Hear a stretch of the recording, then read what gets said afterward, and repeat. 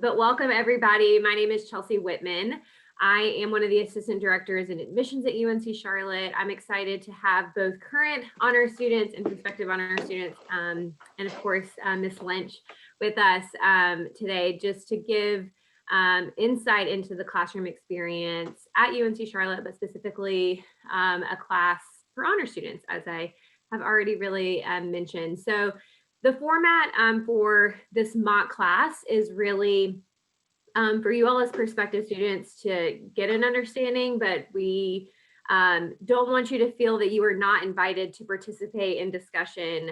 You are certainly invited to participate at the same level our honors students will be participating as well. I'm going to be in the background of the session. I will say it's the best thing you can do in terms of for those of us not physically in the classroom is to set your meeting to speaker view. That does the best job in terms of being able to see the students who are in the class physically on campus. And so I learned that from last week when I was observing. So I'll just tell you guys to do that to get the full picture of what the class is like. All right, but we invite you to turn cameras and mics on to participate. Would love you to do so, but I'm going to go ahead and pass it over to you, Denise, so we can get started. Excellent. Thank you very much, Chelsea. I am so excited to be here and to see some of my students from previous sections. And see, it wasn't so bad. They were willing to come back. So that's got to be a good thing, right? What I would like for all of you to do before we get started is for the people who are dialing in, maybe give just your first name, your major, your year, that sort of thing. And then we can jump into what would be a typical class for us. So why don't we start in the classroom first, and we'll start over here and work our way across. And then when we get to online, if you guys can manage who unclicks or who unmutes first, that would be awesome. If not, I'm happy to call on names as well. So, okay. Sweet. So my name is Caitlin Collins. I'm a sophomore here at UNC Charlotte, and my major is middle grades education with a concentration in English language arts and social studies. And I'm in UHP. I don't know if we should add that, but I'm in UHP. Good point. Yeah, University Honors Program, UHP. Excellent. I'm David.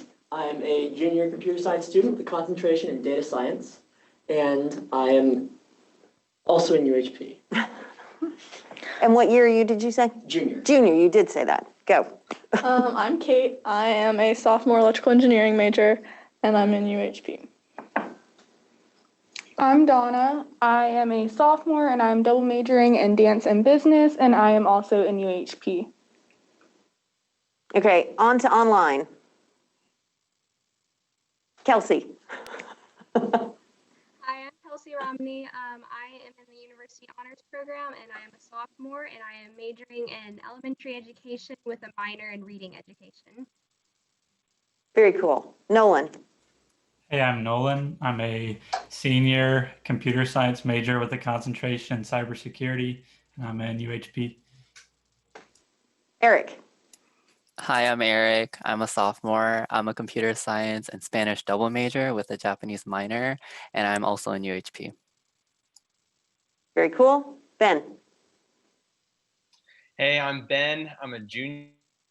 I am double majoring in operations and supply chain management and finance. I'm also a member of the University Honors Program. Cool. And John. Hello, I'm John. I'm majoring in health systems management with pre-med at UNC Charlotte. I'm a junior, and I'm in the University Honors Program. Very cool. Thank you. And for those of you who are listening in, I hope that you caught the wide range of majors that we have here, everything from dance to education to computers to medicine. And that's what UHP is all about. It's all about having a place for everybody on campus, regardless of your major. So, okay, we're going to jump in to what would be somewhat of a class. Obviously, we can't do a full class because we're only going to be going for about half the time. But we have about half the number of students who would be in a full class, so that maybe works out perfectly. What I always like to do is to start each class with an icebreaker or a way to get people energized and moving. So today's icebreaker will be, what is your dream job? Like if salary didn't matter, what would your dream job be? And so what I would like you to do, as we've done before, is say your name and then respond to the question. And then the next person who goes says the name of the person who went before them. And if you happen to be the last one, then you are in charge of saying all the names. So just FYI. All right, so who wants to start? I'll Okay, start Kate, go. My dream job, if salary didn't matter, it would probably be like a camp counselor, Heck yeah. like a summer camp counselor outdoors. And my name's Kate. Awesome. I'll go next. Well, Nolan said he wanted to go, so we'll do Nolan and then Definitely gonna. we got to include the online people. Yeah. Okay. So Kate was before me. I'm Nolan. I think I'm doing what my dream job would be now, or like preparing to do something in cybersecurity. It would be between that or like graphic design or something. I think would be fun to try. Awesome. Very good. David. I'm David. Before me was Nolan. Before him, Kate. Are we supposed to do everybody Yep. before us? Okay. Yep. So we can all learn names. Yeah. I think that salary is not as much of an issue as time is. Because I'd want to have, I've got two things that are pretty equal. Data science, which I'm pursuing, data science and data analytics. But I'd also like to teach music, like have a choir, stuff like that. Yeah. So wanting to do a lot of different types of things and Yeah. having enough time in the day for that. Awesome. Okay. Who's next? I'll go. So before me, it was David, Nolan, and Kate. And so I kind of feel like I'm already kind of doing my dream job with education, but I also really think music education would be interesting rather than elementary education. So maybe that. Cool. Awesome. Girl. Donna. My name is Donna. Before me was Kelsey, David, Nolan, Kate. Salary wasn't an issue. I would just dance for the rest of my life. And also with what David said, I feel like I would try out a whole lot of careers, kind of go back and forth, just to be able to do a lot of stuff. Awesome. Very good. Who's next? I think John wanted to go. John, go. All right, so I'm I'm gonna be John. up here. Before me was Donna and David and Nolan and Kate. I think there was only 4, right? He's missing one. All right. Dude, it's hard being online because you're not seeing the people in the classroom, so you're not able to see. But all right, so I who? think Kelsey went. That's what I it was gonna say. Anyway, my dream job, if salary was not an issue, I'd love to go into music. So it'd probably be either pianist or, I don't know. I'm not nearly good enough, but it would be cool to be on Broadway or something. Cool, and that seems to be a very different track than the one you're on right now, because you had said medicine. So interesting. Yeah. Okay, excellent. Who's next? Who else do we have? I think so. Yeah, go ahead, Ben. Okay. Bad with names, so hang in with me. I think it was John, Donna, Kelsey. Oh my gosh, Nolan, David. Who was first? Kate. Or Kate, Katie? excellent. Good job. Okay. Is that everybody? Yeah. Yeah. Awesome. If money wasn't an option, I would love to work at Disney. The happiest place on earth. Also, I think Disney is just, the way they run their operation is just incredible. However, on the flip side of that, you have to put in a lot of work and a lot of hours at Disney because they're so demanding. They're not really off for holidays and stuff like that, which is kind of a negative thing for me. So if it wasn't an option, and all the other things I guess weren't an option either, I'd definitely like to work at Disney. Awesome. Very cool. All right, who do we have left? I can go next. Okay. Okay, cool. So I'm Eric. Um, I'd probably want to continue music study and be like a professional musician like John. It's just very time consuming, but it's something I've always liked.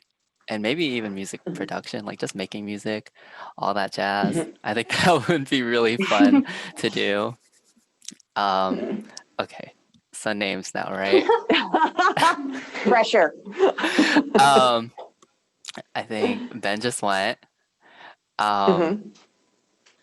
John. They don't have to be in order. They don't have Just, to be in old. you know, They don't have to be in no, they don't order. have to be in Okay. order. No, it's So fine. I'll definitely let you off the everyone. hook because it's not Yeah. the same. Nolan, Kelsey, Ben, and John went. In person, I know Donna, so I think I heard Donna's voice. Yeah. And Yeah. then I think Kate, Nolan, Yep. David. David. Is- Yep. Was that everyone? That's it so far. Okay. Yeah. And it's harder being online because you're not seeing the classroom, so you're not seeing the people to be able to rename them and putting faces or masks with names these Right. days. Not really faces with names. Okay, so Yes. here we go. I'll go ahead and do names first because it's pretty easy for me. We got David, Kate, and Donna, and then online folks, we got Kelsey, Nolan, Eric, Ben, and John. My name is Caitlin, and I'm pretty much, clearly, salary doesn't matter to me because I'm being a teacher. So You're already doing that. yeah, salary really doesn't matter to me. But I'd still be a teacher. And then kind of like Kate said, I was a camp counselor this summer, so I loved it so much and I miss it. So if I could be like around the clock, just like teacher, camp counselor, that's where I'm at. It's so much fun. Cool. Awesome. Bugs beware. Oh, it's so bad. It's so bad. All right. Excellent. So are we warmed up and ready to go? Today we are talking about the opera Carmen because that is what we are going to be seeing. And so in this class, for the benefit of those who are logging in right now, we go to see about 4 different performances over the course of the semester, and we take some time before each one getting ready for it, and then attend it, and then come back and talk critically about it. And then we do some other things within the class. But today's class, we are prepping to see the opera Carmen. So knowing that, what did you find with your research that you did about the opera Carmen? Like, tell me who wrote Carmen? It was written by a composer named Bizet, and he's a French composer, and he wrote that opera. Right. Yeah, it's actually Bizet is, if we're pronouncing correctly, because it's French, right? So you don't have that T at the end. But yes. And then does anybody know the librettist? Like, and that, what does that word mean? Like when we're talking about libretto? The person who wrote the book. Right. The actual. The words, right, versus the actual music. So do we know who that was? And I know normally we would have our computers out and we would have that information ready to go in front of us. So if you have it on a phone or if you have it, because we're talking about it, we're allowed to have out our notes and our devices. But normally when we are in a class, we do not have our devices on the table so that we can fully participate in the discussion. So if anybody online has that information to share and any special notes? I can share it, but I don't know if I can say these names. It's Henri. Well, you did well before. It's Henri Mellehack or something, and then Ludovic Halavy. Whoever's French is probably clutching their head right now. Right? Exactly. Yeah, and what do we know about, like, when was Carmen written? In 1875, I believe. Right, 1875. So how many years ago was that? Now, I know I'm not the math person, but that's approximately, I mean, 150? right, well, round, right? So 150 years ago. When you were reading about Carmen and looking into it, did you find out, what did you find out about, not so much the story in terms of, you know, this happened and then this happened and then this happened, but like was Carmen accepted in its day, right? Because 150 years ago, and we're talking about a very sexual woman who was not clothed very completely, especially for that day, on the stage singing. So what was the response back then? I mean, it's kind of a taboo show. Right. Especially at that point. Even now, it's a little on the risque side. Right, yeah, even still. Yeah, because, I mean, it's essentially a show about a woman saying, I'm gonna love who I want and be very choosy and jump around and if you like me, but I'm probably not gonna like you. If you don't like me, I'm gonna like you. Right. There's a whole song about it. Right? Yeah, and that's probably part of why this has been such a successful opera, is because it speaks to the mindset even now. It's not outdated, right? It's still part of what our human experience is. You know, for those that we are interested in who might not be interested in us, we maybe tend to be a little more interested in wanting to not acquire a conquest, but, you know, it's at a base level. That's what it is, right? Okay. That's how it is in the show, though. Right, exactly. And so, you know, it's written in French by a Frenchman. It's set in Spain, not in Spanish. It's set in Spain. And it was during a time where most of the operas were written in Italian, right? So you've got a lot of different things going on with this. And so what do we know, or did you find out anything when you were reading about the author in terms, or not the author, the composer, Bizet? Geez, it's all right. It is late in the day. Here we go. All right, so what did we find out about? All right, he died. I'm not going to make you like guess what I'm thinking. He died very shortly after the opera had been debuted. And so do we know anything about how that might have influenced or affected the show? Any of my online people?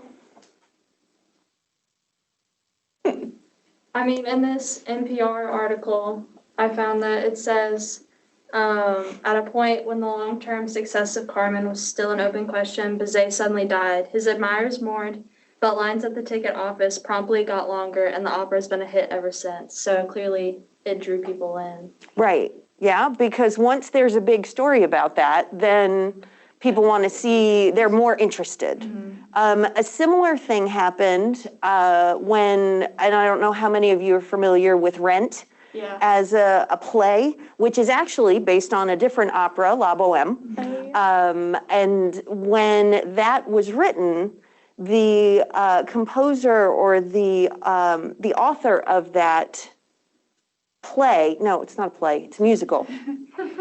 The author of that musical died right before it got to Broadway. And that was actually, I mean, even though the musical in and of itself is a phenomenal piece, that was also something that played into the success at the time of that, because it was a powerful story that somebody who had poured his heart and soul into this had actually died of AIDS, which is what the characters are dealing with within that musical. So it kind of brought the art to life So this is a similar situation with Carmen. So yeah. Also, I was just gonna say, I also Yeah. read too that I think sometime after he died, it made its way to America. And so in that sense, it kind of got a new audience and therefore a new reception, which kind of like, I don't know, I guess revitalized it. And so I just thought that was kind of interesting, just taking it in a new location with a new audience kind of gave it new life and gave it new meaning for people. And I thought that was interesting as well. Yeah, definitely. That is interesting because you're right. You know, if you are in Europe, and that's a whole different clientele than over, and especially keeping in mind, you know, because what else happened about 150 years ago? What historical big thing happened in the United States about 150 years ago? Civil War. Civil War, right? When we think about the Civil War, we think about that being so far back and happening so long ago. Really not, right? And so this is right around the time that that's happening as well. So, you know, the preconceived notions that we have about what our world was like around that time and introducing this play or this opera in that, you know, those are stark oppositions, right? Yeah. So, what else do we know about opera or about Carmen in particular? Well, I've actually been able to see, I was in Carmen when I was 8 with Opera Carolina. Nice. Which was an interesting experience. Interesting, how so? Well, in Carmen, there's a group of school children that runs around. At the beginning, they taunt some of the soldiers. At the end, they're part of the bullfighting scene. And it was interesting being backstage, and the way it was staged then, about 11 years ago now, it was in the Coliseum the whole time, in the arena. So we were setting up and looking down on all the action. And it was an interesting perspective to see this story play out.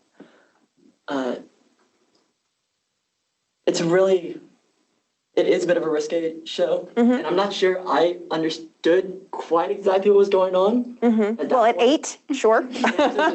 And in French, exactly. Didn't have the super titles on to help me follow along. But it was really cool seeing and hearing all of the familiar music.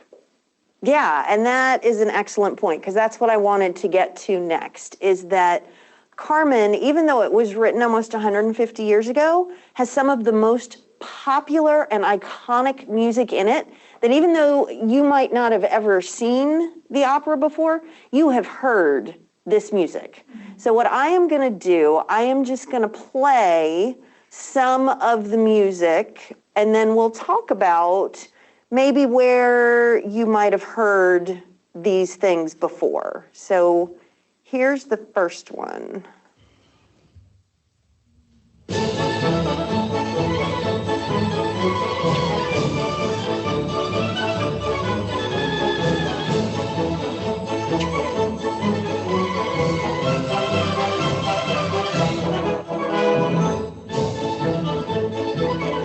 So have you heard this before?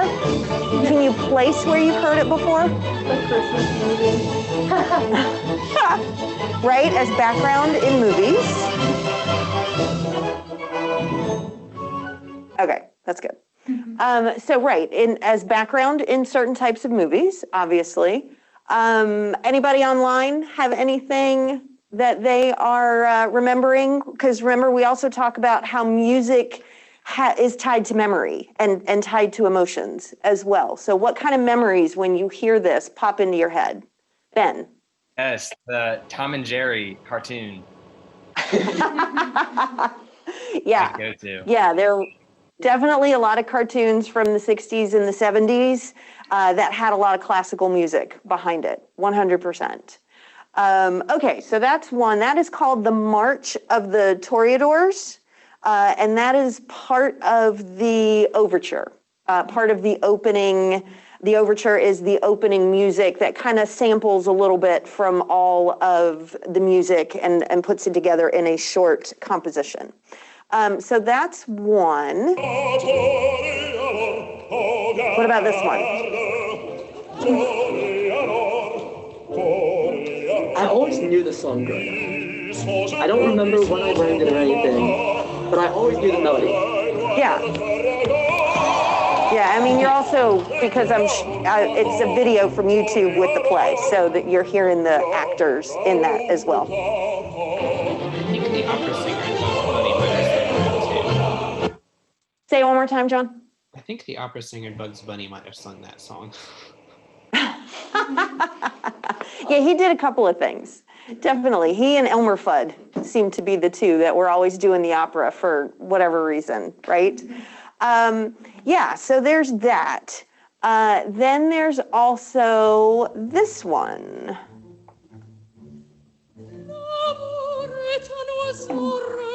Does that sound familiar? Definitely. Yeah, this one is Habanero. And this is one of the ones that Carmen sings, and it really gives us our first insight into this character and how she is very much interested in her own baser instincts, right? She's not so much interested in prim and proper. Yeah, so there is that. What are some of the places that we've heard some of these songs? Now, I know, obviously, I've been around a little bit longer than you have, so there have been a number of things from my childhood as well that were affected by this. I know on Sesame Street, there was a whole big thing of a couple of these different things. Can you think of something from your childhood where you might have heard some of these? I have two examples. One is the scene from the Up movie when the guy is going down the stairs. The other one is my little brother had this toy when he was younger that would it was this music toy that you push different buttons and it would do different songs. And one of the songs was the song from Carmen. One of them, I don't remember which one specifically, but it was one of the songs was on there. Yes, and I'm trying to find where it is because I have the scene from Up. How many of you saw Up as a kid? Okay, do you know what scene I'm talking about? Do you remember now that we're talking about Up, where some of the music might have come from? No. Marcus, can you turn on my monitor? For the Zoom? Yeah. Okay. And then the screen back here too?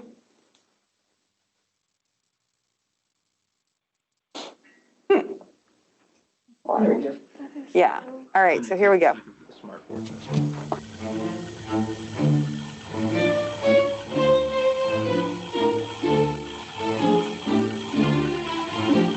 Oh. Do you remember now?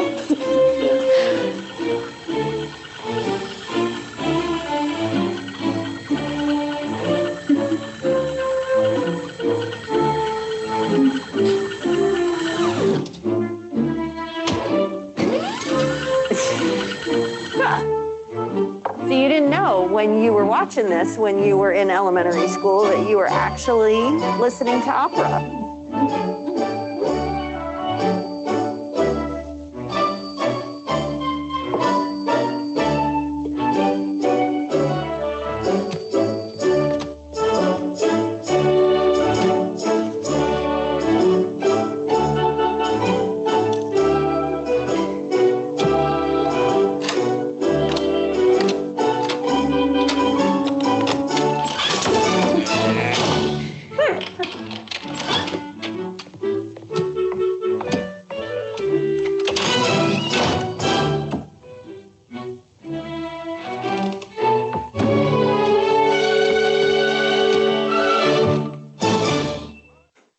Okay.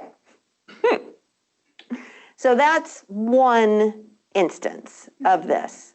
And then there was also, when I was playing these, prepping for the class, And my 15-year-old said, wait a minute, that's from Five Nights at Freddy's. Like, how many of you guys did that when you were either in middle school or elementary school? It was like a big video game that both of my boys were interested in. And there's a music box, you know, that plays in the background for when you are actually doing, hang on, he texted it to me, but I didn't have, because it sounds different but the same. So hang on, and I'll put it by my mic.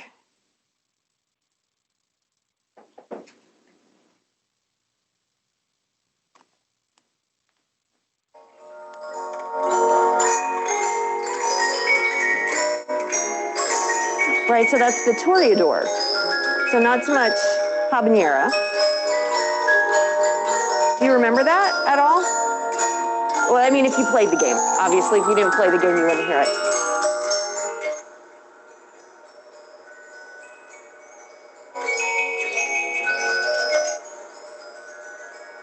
Yeah, so I mean, obviously, this is a piece, it's a work of art that has been around and has been appreciated and has been really loved over the years and has been shared in any number of ways, from young children all the way up through adulthood. And so, as we've talked about before, with how music ties to emotions and memories, why do you think that might be an important thing to be putting it in as a child and into things that children would hear?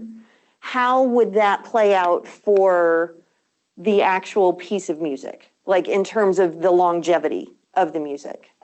I mean, I feel like when people bring up opera, like when it was first brought up in this class, I was like, oh, here we go. Like some long 2-hour show, and I'm not going to understand any of it. So I feel like that's a lot of young people's approach to opera. Mm-hmm. They just don't really see the appreciation in it.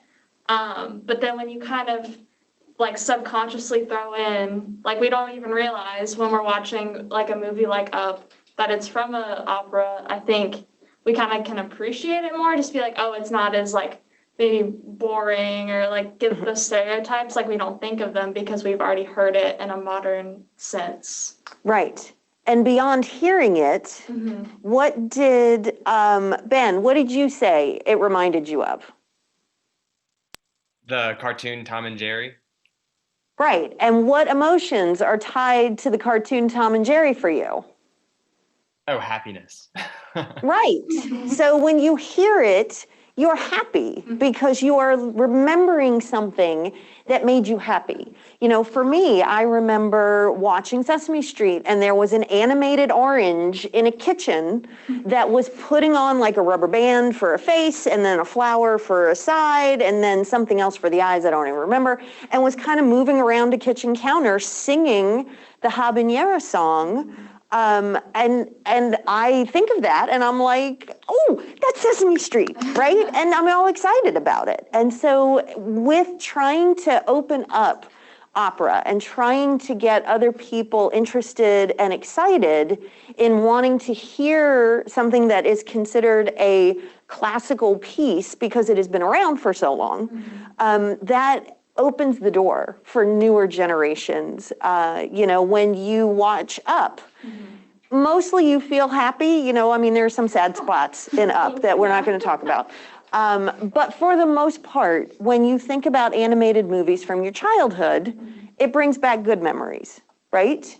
And so we're able to pull on those emotions and funnel them into new pieces where it originally came from, even though we didn't know that it had been around for so long.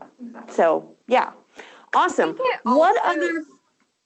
Yes, go. Oh, I'm sorry. I just want to say, I think it also like broadens the audience because I think like opera and theater can kind of be perceived as like an elite thing, just because I mean going to the theater is expensive. It still is, but I think like showing it in other forms broadens the audience and lets other people enjoy it. And I think that's especially important for something like an opera that could honestly be almost a dying art, just with so many like other like options like TV or movies or things that are more accessible. And so I think it's important to still bring that awareness and allow younger generations to be exposed to it. Exactly. Yeah, I agree with that. Nolan or Eric, did you have any thoughts or comments you wanted to add about maybe your own experience with the music? Yeah, I can say just for the Habanero song in particular, um, it takes me back to my orchestra days because it was my solo for the orchestra. Oh, there you go. Yeah, and I don't know if you played the video or not, but there's this performance, and then it's just Carmen, right, on stage, and my teacher showed it to us, and she was like, "Eric, that's you. You have to embody Carmen in this solo. You have to be sexy, like you have to play sexy," and it. And that's just a vivid memory for me. So now I know how to play sexy violin. But that's all that's been on my mind. But yeah, it's that memory and the emotions from orchestra. Right. So it was a really fun time. Yeah. Excellent. Very cool. Yeah, no, I didn't play the actual video in the classroom, but you're right. In that scene, she is literally scantily clad. You see cleavage in the late 19 or 1800s, that, you know, wait a minute. But like her skirt is up over her knee. She's actually like, not bathing, but using the water from the troughs because she's hot. Yeah, so all the things we think of as sultry and sexy are happening during this scene on stage. Absolutely. And so were you successful in embodying Carmen when you played your solo? I'd say so. Excellent. I think, I can be Very sexy good. too. Excellent. Excellent. Very good. Nolan. I think I have a lot of the like similar past like cartoon references or whatnot of like hearing the songs and cartoons and stuff. But like at the time, and like I was a part of one of the classes that actually went to see it. And so like afterwards, it's like I'll hear the songs and like be able to identify them and be like, hey, that's from Carmen the Opera. And it's like you don't realize how much comes from like something so like classical, I guess. Very cool. Yeah, and what was your experience since you were one of the students who actually saw this when we were able to go to live theater? What going in, were you excited? Were you hesitant? How were you feeling about seeing an opera and how did you feel coming out of it?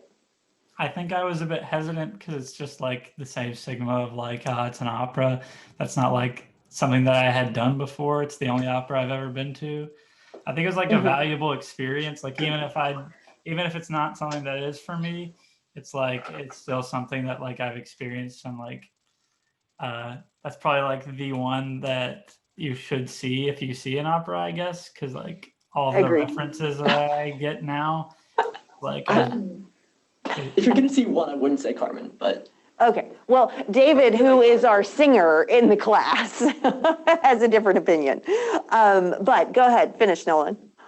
Yeah, but like now I can like, even though it's not something that like I would personally do, like I still take it as like a valuable experience that I've had.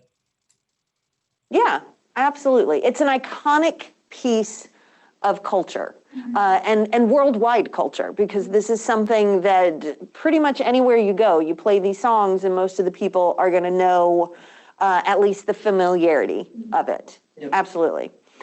So what opera would you recommend, David, if you don't think it's Carmen?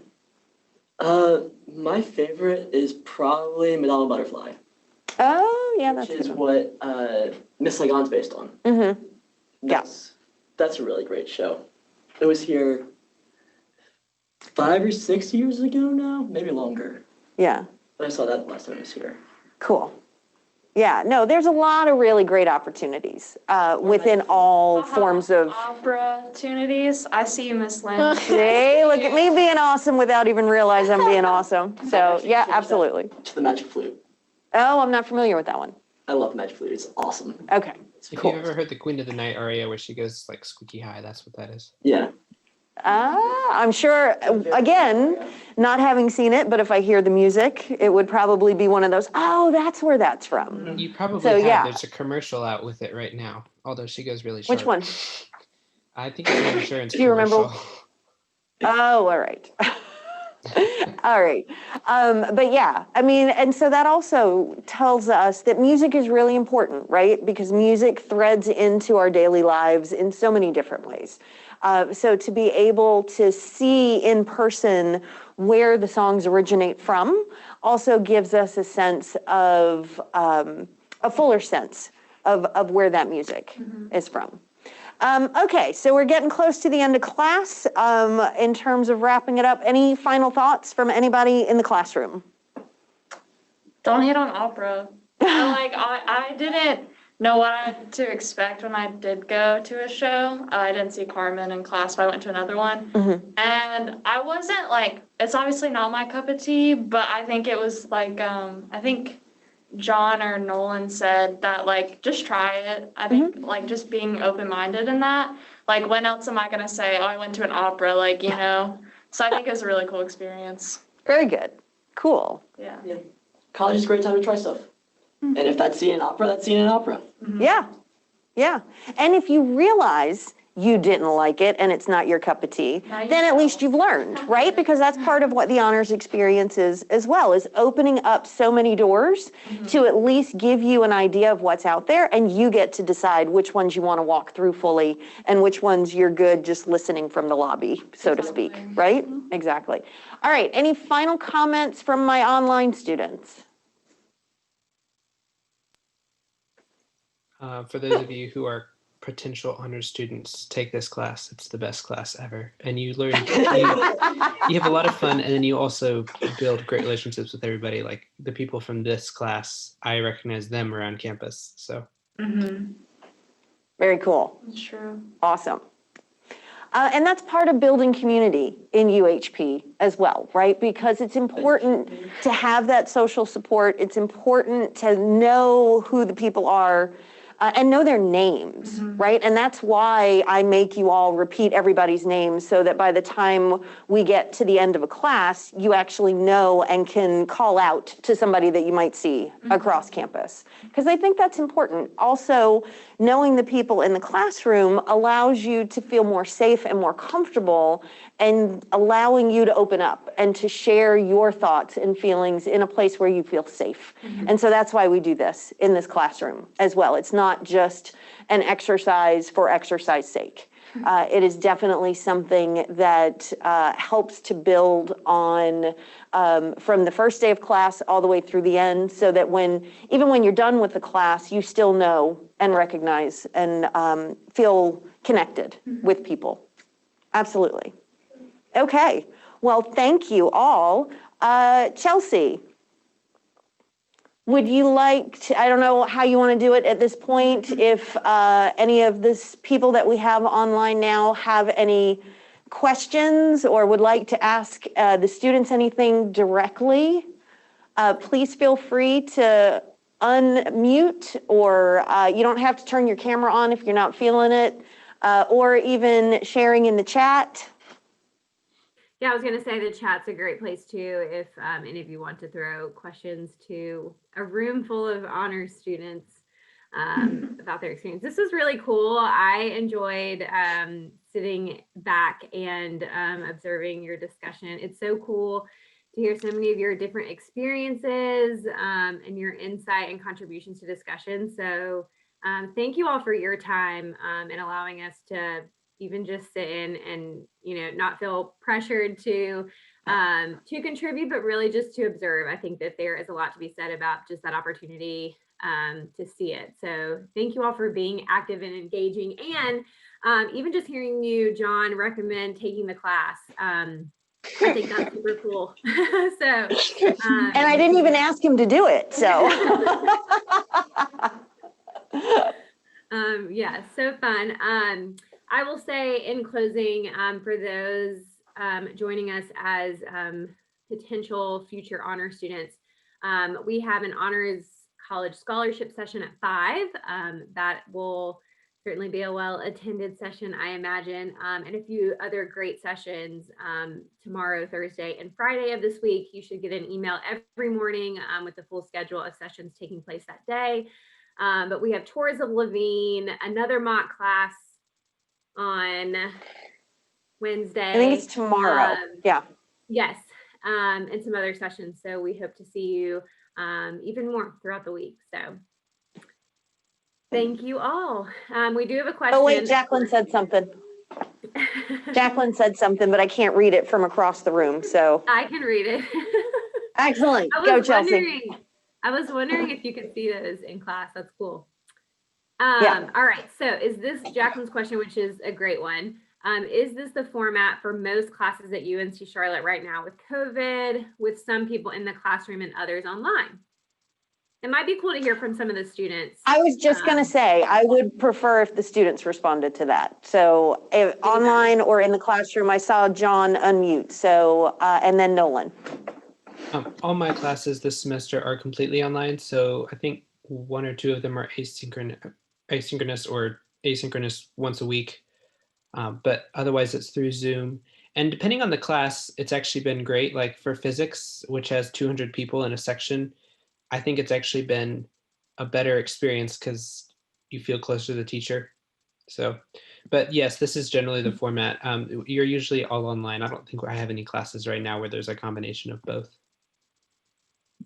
Awesome. Nolan, did you have something that you wanted to share? I saw you unmute. Yeah, I'm in the same boat. All my stuff right now is completely online. I think the only stuff that's in person is like the stuff that can't be physically completed online. Like the only people that I've heard are like dance type stuff or some of the engineering labs will be in person, but like very few hybrids. Gotcha. And then I saw a bunch of hands in the classroom. So Donna, Kate, and David. So obviously I am dance, so I do have some classes in the studio. But even my accounting class, it's set up kind of like how this is. We have the option to go in person if we would like to, and typically there's like 8 of us that do decide to go in person, and then the other like 100 students do go on Zoom. But I definitely love going in person because I kind of feel like a smaller class setting, and if I do need to ask the teacher a question, it's really easy to do so with such fewer people. Mm-hmm. Yeah. Kate. Yeah, so I have classes like Donna was saying where it's like Zoom, and then like some kids can come in person if you want, and so like when they're presenting you can see like the people that are on Zoom, kind of like this. It's not, we don't have like mics or anything, but it's kind of similar to this. And then like, so I'm an engineering major, so I have labs, and those are all in person, and like they've already told me next semester my labs are all going to be in person and stuff. They're just smaller like scale, I guess. And you don't have lab partners, even though you basically work with everyone anyhow. But so I still have some in person. I'm on campus like every day, and I don't even live on campus this year. So. Oh, wow. Cool. David. Yeah, so I have both ends of the spectrum. I'm in the University Chorale here, which is our top choir, which is currently meeting in person, but for a very limited amount of time. We meet in 30-minute blocks, and usually only half the choir meets at a time. So we're very spread out and very limited in-person contact, but it's necessary for being a group. On the other end, most of my computer science classes are completely asynchronous. There are a few of my professors who I have never talked to, which has been kind of weird this semester, since I'm usually a person who likes to get to know my professor and talk to them, at least occasionally. So that's been a little bit weird, but it's mostly worked out. Cool. Awesome. Caitlin. I will say I have possibly like every kind of combination of class you could have. I have asynchronous, I have like asynchronous, sometimes me, like any kind of class you could have, I have it, like each one is this semester. And next semester, it looks like I'm asynchronous or online. But I do think if you're worried about that as coming in as a freshman, the university is trying to make like freshman classes more in person, so you kind of can build that community and not be looking at a computer screen your whole freshman year, which is definitely helpful. But it's really like up to you to make your schedule, and I think freshman year's probably the easiest year where you can mess around and try and get more in-person classes if that's what you want. Right. Yeah. Yeah. And figuring that we wouldn't be on campus until August at the earliest, and with some of the news that's coming out now about vaccines and effectiveness, you know, who's to say what, right, yeah, I mean, 21, maybe. right, right? So who's to say what the fall semester is going to be looking like? Will it look similar to what we're doing now? Will it be worse? Will it be better? We'll have to see. But that just is the world that we're living in right now. Yep. But yeah, I mean, I will say the university is doing everything that it can to try to offer as much in-person university experience as possible while still being safe. Because that's the bottom line, is that we want our students and our faculty and our staff to be safe. Absolutely. Yes, I'll say for incoming first year students, as decisions are being made about instructional format for fall 21, we will be sharing that. But right now, no definitive decisions have been made about the overall format of instruction. And also just to clarify, I know these are words that are thrown out all the time, but asynchronous just means you're not all logged in at the same time. So you're basically responsible for doing your work on your own time, and you typically have deadlines, but you're not actually meeting on a structured schedule throughout the week in an asynchronous format. And I know it sounds kind of like some of you do have synchronous where everyone's online, but you're logged in at the same time on a regular schedule on a weekly basis. So just to throw that out there for clarification. No, that's good. And all right, another great question coming from Elizabeth, speaking to workload. So I'd love to hear a few of you just share your perspective on that. So what does the workload look like? I had noticed Ms. Lynch was asking questions about work that was completed before class. I would say that I think it depends on the class you're taking. It probably varies by class, and also I feel like this is a little bit subjective because what I might consider a high workload, you might not. But I think that the honors courses, I think some of them are definitely you're going to be required to do a little bit more, but I don't think it's unreasonable. Most of the weeks, there's going to be some weeks that you're going to have more assignments due than others. And so much I think is why it's very important to stay on top of things. I definitely realized that quickly.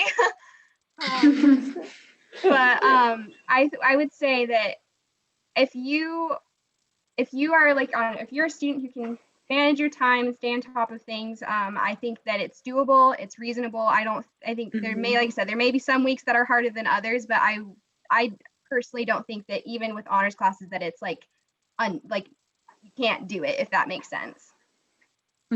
Cool. Donna. Kind of like what Kelsey said, and just with my personal experience, I feel like my honors classes, well, I know coming into it, I was thinking, oh my gosh, honors, I'm going to have so much work every single week. But I've noticed that the honors classes, the main difference between those and the regular classes is that focus on critical thinking and discussion. So it's not necessarily that you'll have a whole lot of more homework per se, but those classes will challenge you to think differently than your typical classes would. Yeah, that's an excellent point. And I see a lot of head nodding in the room. Quality over quantity with the honors college. I think it's really putting in the effort versus just kind of checking off boxes, and if you could say that for some other classes. Yeah, no, I think that's actually a pretty succinct way to kind of summarize it. Yeah. I think John was going to say something. Yeah, John, go. I've taken some classes in a lot of different areas since I have the pre-med and stuff, and I do not think I've really ever spent I've taken, I guess, mostly LBST and extracurriculars through the honors program. So the classes that I've had, I've never really spent that much more time than any of my other classes on it. And the other thing is that the assignments seem a little more meaningful to me because the professor is really only managing 15 to 20 people as opposed to 200 people. And so the assignments aren't just rote things that you just got to do to be verified that you're in the class or whatever. So with the exception of a couple that I've had, I have felt like the assignments meant something, and you get to kind of see the product of, well, I prepared for that and we're going to use it in class. Excellent. Thanks for sharing that. Any other thoughts about workload, or has anybody had an experience where you have been told okay, well, I need you to do something, but I'm not going to give you the parameters. You just decide what you want to do that's meaningful for you. Yeah. Does anybody want to talk about that? I mean, I can if anybody online wants to go or not. I don't care. But right now I'm in the honors college topic. It's a 3700 class, and so I actually lead the freshmen, a group of small freshmen, and we're about to do our final project. And we're basically telling the freshmen, and I was told this last year, they're basically saying, make a visual and oral presentation about what you've learned about yourself over the semester. And that's all that they're given. So they really have to think to themselves, okay, like, how should we accomplish this? How do we do this together? And how do we make it, you know, like reflective while also critically thinking about what we've done? So it's really like up to you to make it what you want, I think, with honors especially. Mm-hmm. Yeah, anybody else? I would say like for, Yeah. We'll do Kate and then we'll do John. okay. So for the music LBST, we had to like at the end make like a final presentation. It was kind of like reflective, but like what we learned and how we like grew, kind of like what you were saying for the freshman project. And at first it was like very daunting because there was like no guidelines other than like it had to be interactive and reflective. And I was like, what? No, I need like a rubric. I need like what you want. But like once you have like an idea that you can just roll with, it's a lot more fun than having something with a bunch of guidelines because you can't do anything like necessarily wrong. You can just keep finding ways to do it right. Yeah. And if I'm remembering correctly, most of your final projects in my class were pretty amazing. I know David sang, and John, didn't you do the thing with the with all the emojis and like the rhyme? Was that you or was that somebody else? That was me.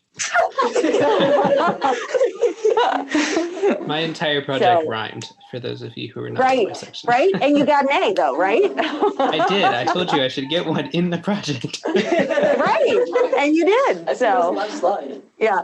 Yeah. Any other thoughts about that, John? You were gonna. I was just gonna say that I think every project that I've ever had in honors has been like that. So I like rubrics, but at the same time, I like the ability to just decide what I want to talk about. And really the only stipulation in those cases is that you have a good quality source and you know what you're talking about. And so that's kind of freeing in a way. Yeah, I would add to that as well, that even in projects that I've had in honors classes that are a little bit more structured, a lot of times they've allowed me to focus on a topic that I find interesting. So like specifically for this class, for a paper that we had to write, I talked about I, as an education major, of course, I'm obviously very interested in education research. So I did my project about how music affects reading literacy.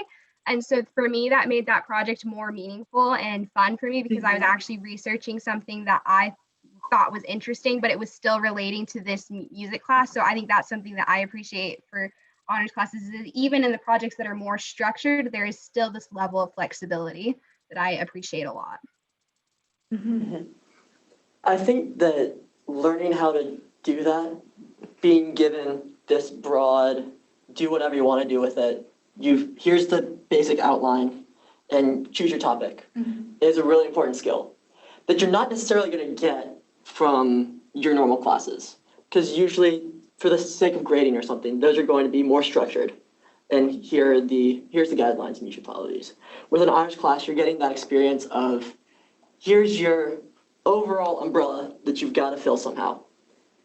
Do what you can, and use your brain. Figure it out. The professors are there to help you. You can meet with them, they're happy to talk with you, and they'll get you to that point where you're comfortable with it. But you start to learn that more of that critical thinking to get through that problem solving and that idea. Right, and that you're right. That is a lifelong skill that will be beneficial after college, whether it's a job or whatever it is you find yourself doing. Definitely.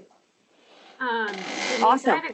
I had a question. So this liberal studies class, this is not necessarily required. It's not correct. Okay. Yeah, so most liberal studies honors sections, right? So we have an honors section for a liberal studies class.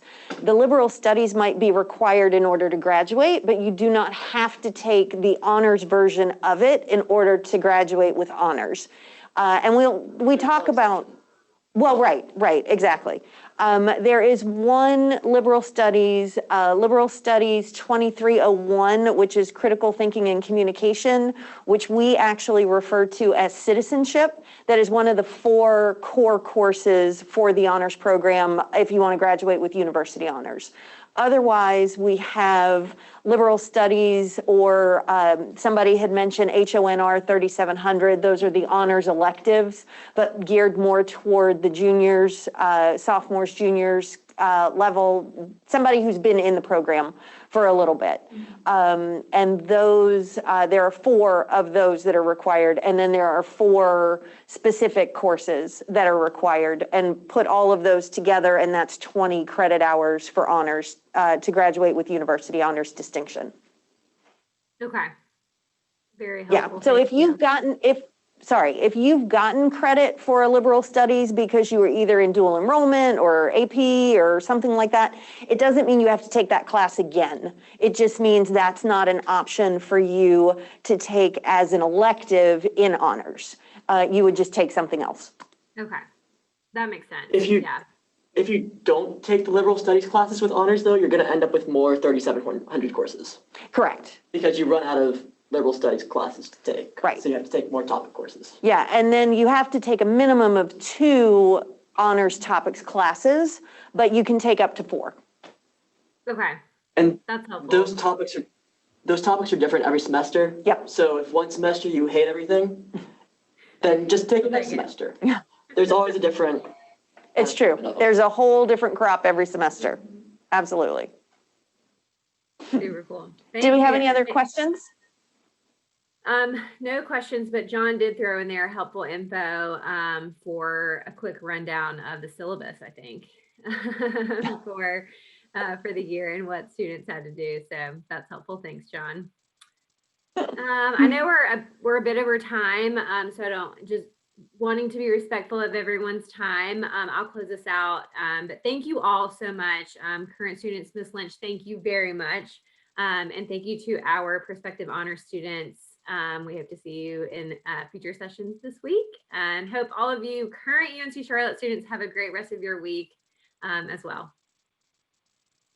Sounds good. Thanks, everybody. I really appreciate all my students coming back and being willing to do this. It was fun to see you again. Sure.